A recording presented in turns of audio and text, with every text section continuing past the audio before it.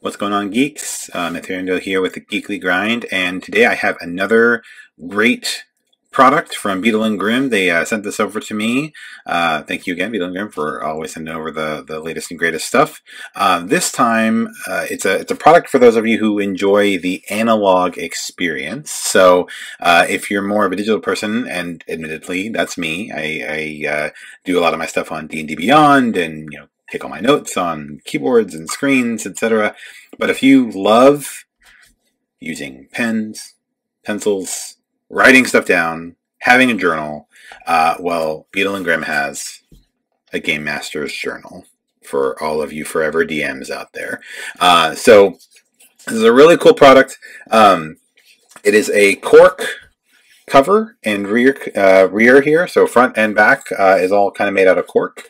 On the front, you can actually customize two things. You can customize the logo that goes here in the middle online, and then on the bottom you can also put in some text, but I couldn't think of anything properly witty to put on it, so I opted out of doing that. But yeah, you could change out this logo here, make it a little bit more your style. And then, yeah, that's the front and back.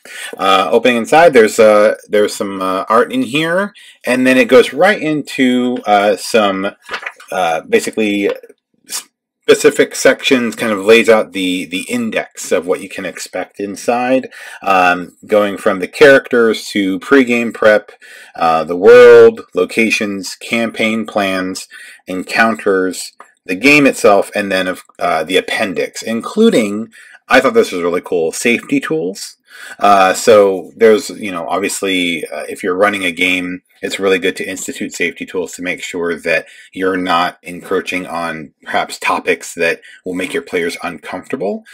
So it brings up some really good options there in the safety tools appendix that you can go through. So that just kind of gives you a high-level overview, and then it jumps right into it. So here we have the player character section.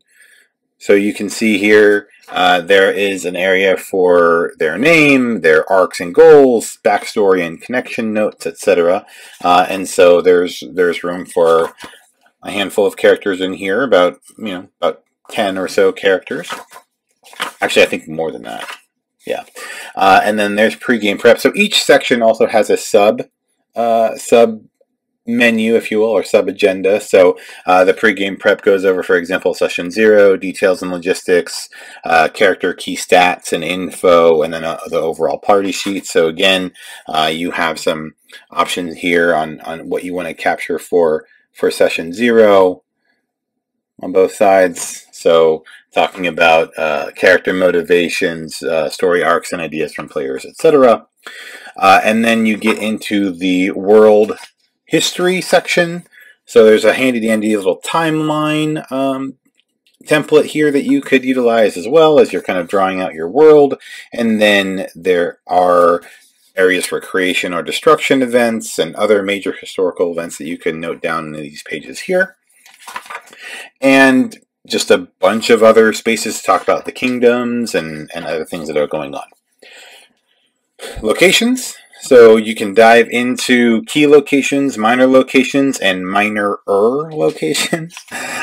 So the key locations here, you can list descriptions. You can talk about some of the NPCs that you can find in that area, the politics, trade, any maps or sketches if you're decent at doing sketching. I know I am not. Notable local events, like if they have any sort of like harvest festival or something like that, you can put that in there. So plenty of room for multiple key locations. Minor locations include just the name and then a little text box beneath for you to capture sort of like minimized versions of all that. And then minor-er locations are just, again, just quick information there.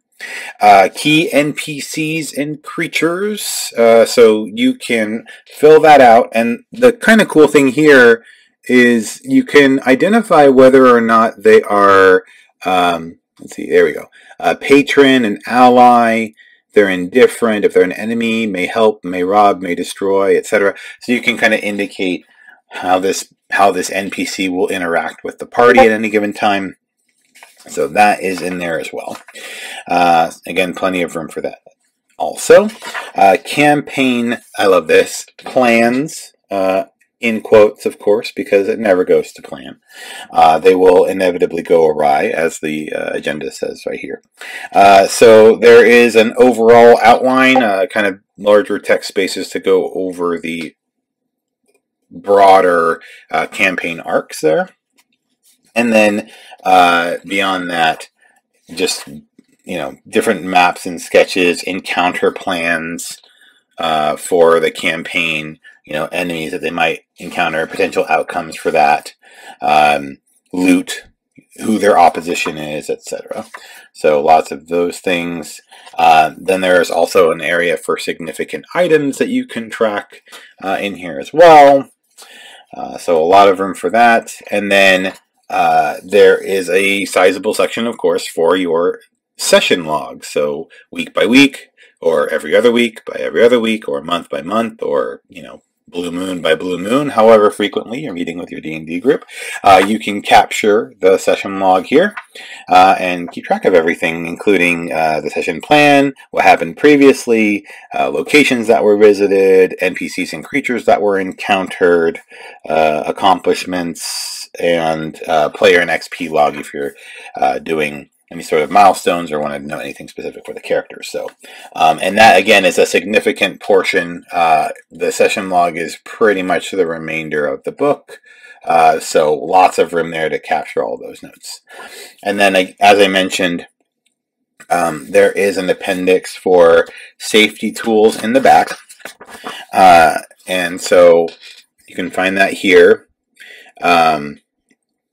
And it kind of introduces the concept of the safety tools. There we go. Introduces the concept of the safety tools so that you could talk about lines and veils, setting boundaries with your players, using X and O cards, etc., that sort of thing. So again, great tools if you are, a DM that's wanting to create a comfortable and safe atmosphere for your players. Some tables might, for example, be okay with venturing into realms of, slavery or other things, and other people that might want to stay far away from it, right? Or things happening to animals, or things happening to children. So these safety tools allow you to establish those boundaries early on, so that you don't have to, navigate those conversations in the moment, potentially upset somebody at your table and make them not want to play D&D anymore, because that would be tragic, right? So that's all in there. There's also plot hook generators in the back that you can roll a d20 randomly to generate, like for example, if you want to let me see if it'll behave again. Meet a gigantic monster in a cave, for example, or investigate an honorable hero in a castle, etc., etc. So you can roll a d20 and grab some random plot hooks as needed as the game progresses. And then finally, in the back, there is a handy-dandy pocket.